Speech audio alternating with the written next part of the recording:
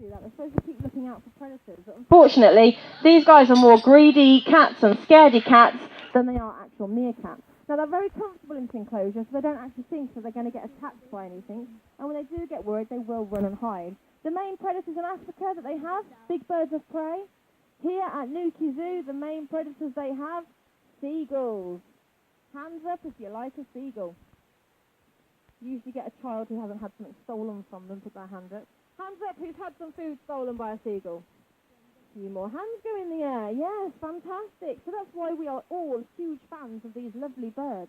But however, unfortunately, these babies are a seagull-sized snack.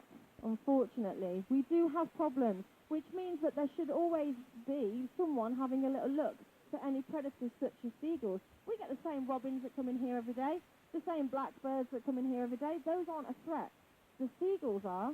The seagulls are a big threat, and I have witnessed these guys take down seagulls before. They work as a team. A group of meerkats is called a mob. They have to mob their prey and work together in order to make sure they can be nice and safe. They have tried to eat a seagull before, to which I had someone come over to me and ask if I could save the seagull.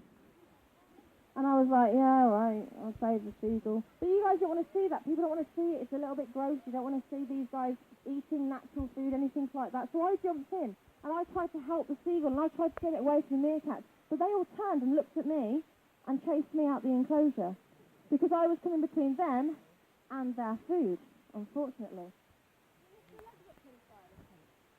Sorry guys at the back, could you just lift your legs up? You're about to get electrocuted or bitten. That's it, one or the other. There we go. Thanks guys, thank you very much.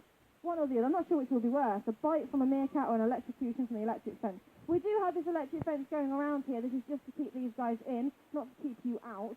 Although that does work as well. But it is to keep these guys in, although they do like to test it. They have tested it a lot in the past to see if it's on. Now, if you test an electric fence, you wouldn't actually touch it yourself, would you? That's really silly. How would you test an electric fence is on? Well, the way that these guys did it is there was one in here who had his brother, and on a daily basis he was pushing his brother into the electric fence to see if it was on.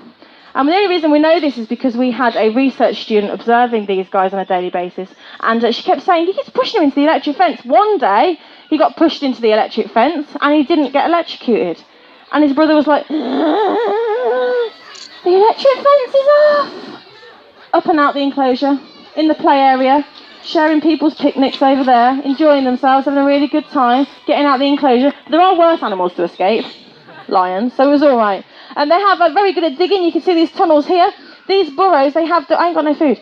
These tunnels they have dug out themselves, and it's a really good underground system. They can go into one over there and pop out from one over here somewhere. Really good. And when this eventually gets dug up at some point, not for recent, but it will at some point, there's going to be an artefact that we're going to find. That artefact that we're going to find is an iPhone. Because underneath my feet somewhere is an iPhone. Because we had a student in here who was digging in these holes because we like to be mean and push all the sand back in. No, it's natural. We want them to dig. We want them to keep digging. So we push all the sand back in here and they have to dig it out, which takes, again, all of seconds. And then when they do this, it's quite exciting and it's all natural. We had one student doing this, digging, phone, slips out, drags it. Meerkat holds onto it, drags it into burrow. Long distance call to Africa. Phone's gone. We were like, oh dear. She had to then explain this to her mum and her insurance company what actually went wrong. I wonder if it was comparethemarket.com. Maybe. I don't know. That would have been funny, wouldn't it? But these guys, she had to explain. The meerkat's got my phone, so it is still under.